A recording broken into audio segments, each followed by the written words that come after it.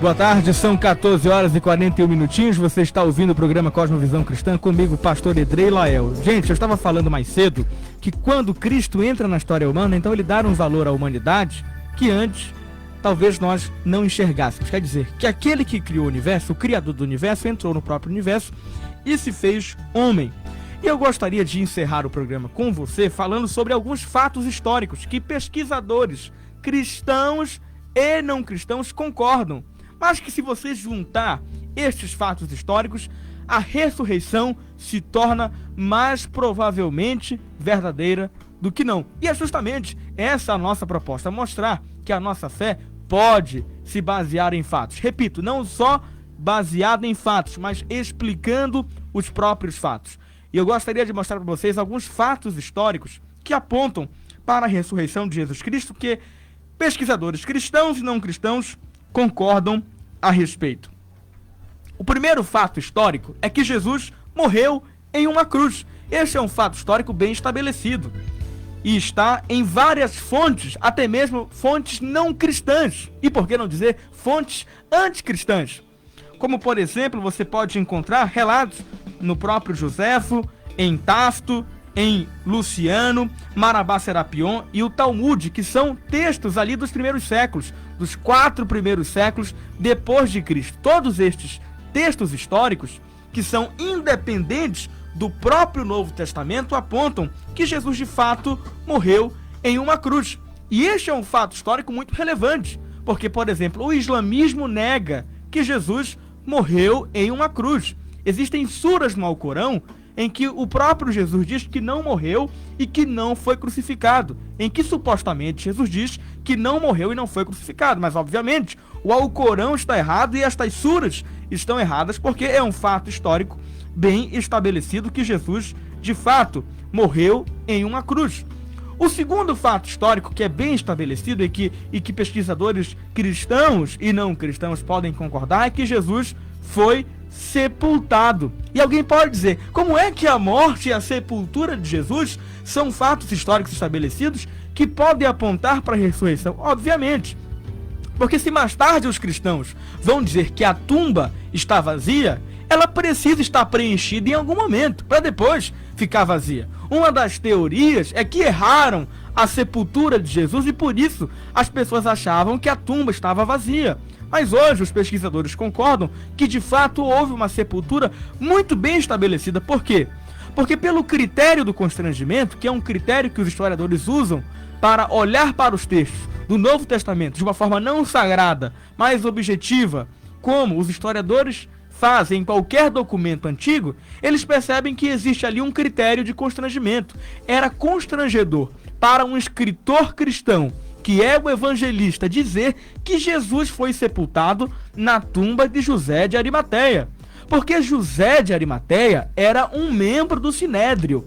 Sinédrio este que havia condenado a Jesus à morte. De modo que eles não inventariam que um membro do Sinédrio, com o qual eles eram ressentidos, agora deu uma tumba para Jesus. Mas o fato de apontar, de dizer o nome, que José de Arimateia foi quem deu a tumba para Jesus, ele é um membro do Sinédrio, eles não inventariam isso porque é constrangedor, isso faz com que realmente a sepultura de Jesus seja um fato histórico. Então, pelo critério de constrangimento, os discípulos não inventariam que José de Arimateia, um membro do Sinédrio que condenou a Jesus, órgão com o qual os cristãos eram ressentidos, deu a ele um sepultamento honroso, em vez de despachá-lo como qualquer criminoso. Ainda devo lembrá-los que os pesquisadores concordam que Marcos, o primeiro evangelista, na ordem cronológica, claro, não na ordem que está no cânon, mas na ordem cronológica, ele tirou o relato do sepultamento de uma fonte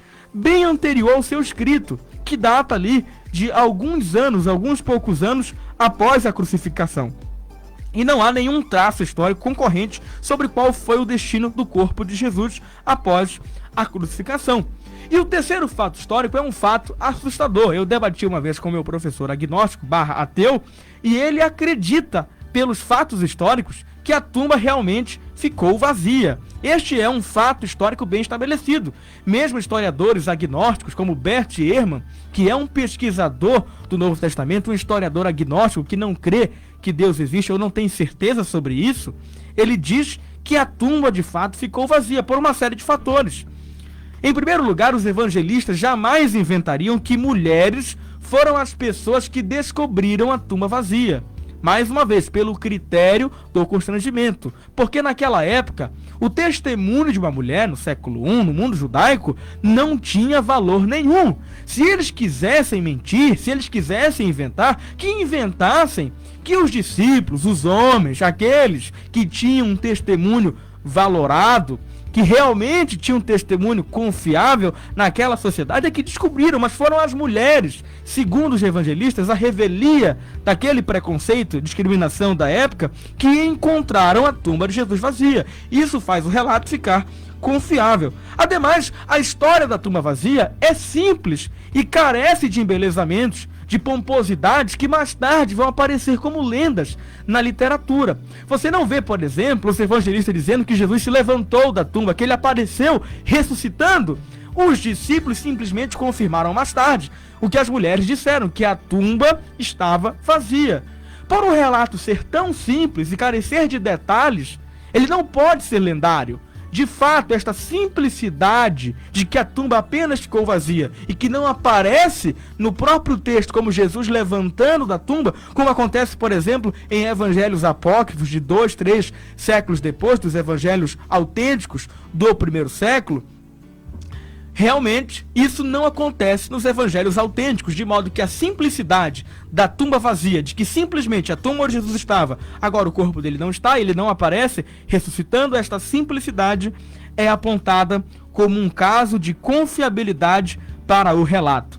Ademais, alegações judaicas do século I nunca apontaram o lugar do corpo de Jesus. Nunca disseram assim, não, esta tumba não é a tumba em que Jesus foi enterrado. Mas o que eles disseram, como Mateus reportou, é que roubaram o corpo de Jesus. Quando você vê Mateus dizendo, respondendo à alegação judaica de que, na verdade, não roubaram o corpo de Jesus, que era algo que os judeus diziam, é porque eles sabiam que, de fato, aquele corpo estava ali, naquele lugar, e agora não está mais. Portanto, o terceiro fato histórico que pesquisadores cristãos e não cristãos, como o próprio historiador agnóstico Bert Ehrman, concordam, é que a tumba ficou vazia.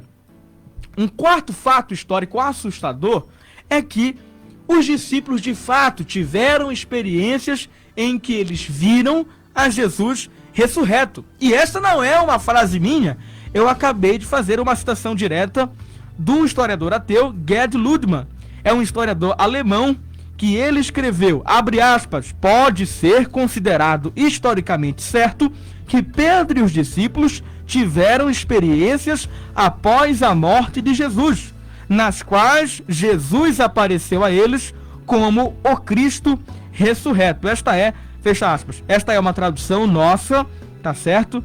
Do livro What Really Happened to Jesus, o que realmente aconteceu com Jesus, de Gerd Ludemann. Ele está dizendo, é um historiador ateu, e ele acredita que os discípulos tiveram experiências em que eles viram a Jesus ressurreto. Acontece que, como Gerd Ludemann é um ateu, ele acha que os discípulos alucinaram. Mas você que é um cristão, você que está me ouvindo, você já crê que Jesus Cristo de fato ressuscitou quando você vê um historiador, a partir dos documentos que ele teve contato, dizer que o relato das aparições são confiáveis pela proximidade de tempo, pela falta de tempo para criar lendas destes relatos, você com certeza aumenta a sua fé no fato de que Jesus realmente apareceu, não como uma alucinação. Porque outra coisa interessante é que essas aparições estão, segundo os historiadores do Novo Testamento, sendo cristãos ou não cristãos, estão em fontes independentes umas das outras, bem como o relato delas está em um documento muito antigo. O próprio Bert Ehrman fala sobre isso. Ele concorda com a antiguidade de um credo repassado entre os cristãos que o próprio apóstolo Paulo usa em 1 Coríntios 15, do versículo 3 a 9, em que aparece ali a estilística de uma tradição judaica de credo e que mostra as aparições de Jesus aos discípulos e depois a 500 irmãos. E por último, ao próprio Paulo, de modo que este documento, que data, segundo o próprio Bert Ehrman, de 9 a 10 anos depois da crucificação, mostra que é um documento confiável para você pensar que realmente os discípulos experimentaram aparições de Jesus após a sua morte. Um quinto fato histórico que cristãos e não cristãos pesquisadores concordam e que aponta para a ressurreição de Jesus é a mudança repentina de crença de judeus monoteístas radicais. Apesar de, como judeus monoteístas radicais, os discípulos esperassem, segundo a sua crença original, que o Messias triunfasse sobre os romanos, em vez de morrer como um criminoso e herege, ou ainda que fosse inconcebível no judaísmo que alguém ressuscitasse dos mortos para a imortalidade antes do dia final, antes da ressurreição geral e do fim do mundo, eles mesmo assim, sem nenhum precedente, ou melhor, sem nenhum antecedente, passaram a acreditar que Jesus era o Messias, ressurreto e digno de oração. Nas palavras do historiador inglês N.T. Wright, é por isso, abre aspas, é por isso que, como historiador, não posso explicar o surgimento do cristianismo primitivo, a menos que Jesus ressuscitou, deixando um túmulo vazio para trás, fecha aspas, tradução nossa do artigo o artigo é The New and Improved Jesus, Christianity Today, de N.T. Wright, tá bom? Sobre a visão que esse historiador tem a respeito de como os cristãos, os primeiros cristãos, passaram a pensar em Jesus como o Messias. Como é que eles passam a adorar a Jesus como Deus, Jesus sendo homem, se isso não tem nenhum antecedente no mundo judaico? A não ser que um evento muito relevante tenha acontecido como a ressurreição, isso pode ser explicado, esta mudança repentina de crença. Um sexto fato muito relevante, historicamente relevante, é que o intervalo de tempo entre os primeiros relatos cristãos da ressurreição e os eventos narrados são tão curtos, mas tão curtos que não há tempo para criar lendas. Boa parte das epístolas cristãs, por exemplo, foram escritas durante os anos 50 depois de Cristo. Aí você pode dizer, mas quer dizer que a crucificação e estes alegados fatos históricos da ressurreição foram escritos 50 depois de Cristo e isso aconteceu em 30 depois de Cristo, então passaram 20 anos para que tudo isso fosse relatado e escrito. Tá, tudo bem, 20 anos é um tempo considerável para os padrões da história contemporânea. Mas no mundo antigo levava-se séculos para você biografar alguém. Por exemplo, pense na biografia de Alexandre o Grande. A biografia de Alexandre o Grande é de 400 anos depois de sua morte. E ainda assim é muito confiável. Você aprende a história de Alexandre o Grande na escola. Então, 4 séculos depois é que isto foi documentado.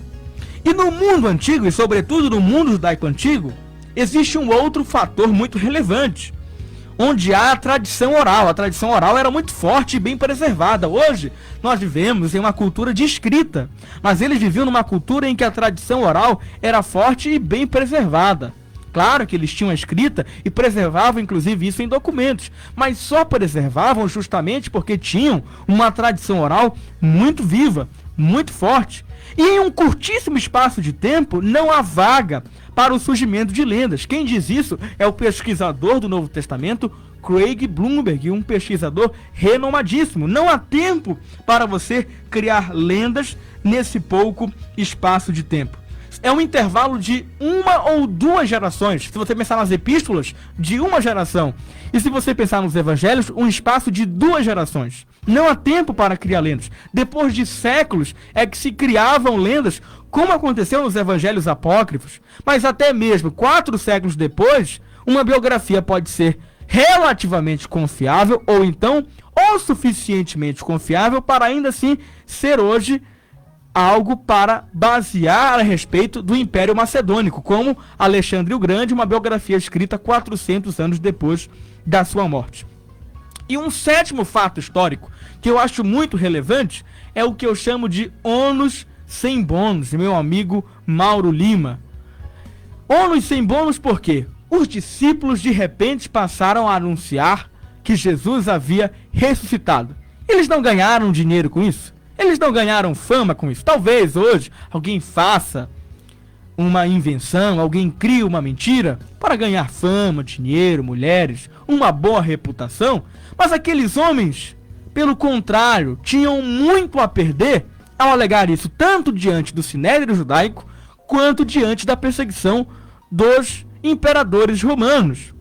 Os historiadores concordam que os discípulos e os primeiros cristãos, incluindo os historiadores do Novo Testamento, foram duramente perseguidos por judeus ou pelo Império Romano por causa das afirmações a respeito da ressurreição de Jesus. Alguém pode dizer, mas hoje os homens de bomba também morrem por causa do islamismo. Isso não quer dizer que o islamismo ou o Maomé são coisas verdadeiras, mas a diferença é que aqueles homens, os primeiros cristãos, não morreram pelo que eles ouviram falar ou do que eles foram convencidos. Eles estavam morrendo pelo que eles afirmavam ter visto e ouvido. Eles não ganharam nada com isso, como vantagem, a não ser privações e sofrimentos excruciantes, provavelmente porque diziam a verdade. Portanto, eu mostrei para vocês 7 fatos históricos que pesquisadores cristãos e não cristãos, como Gary Habermas, Mike Licona, Bert Ehrman, Craig Blomberg, dentre outros, Andrew Luke, que eu tive o prazer de entrevistar no podcast Edrei Lael Apologética também, que é um singapurano, um pesquisador do Novo Testamento singapurano, eles apontam para estes fatos históricos. Primeiro, Jesus morreu em uma cruz. 2. Jesus foi sepultado. 3. A tumba ficou vazia. 4. As aparições de Jesus após sua morte são fatos históricos. 5. Mudança repentina de crença dos discípulos. 6. Não há tempo de criar lendas em 2 gerações. E 7. O ônus sem bônus dos discípulos que afirmavam que Jesus havia ressuscitado. Tudo isso, esses fatos históricos pesam a favor de que Jesus de fato morreu, foi sepultado e ressuscitou ao 3º dia há 2000 anos atrás.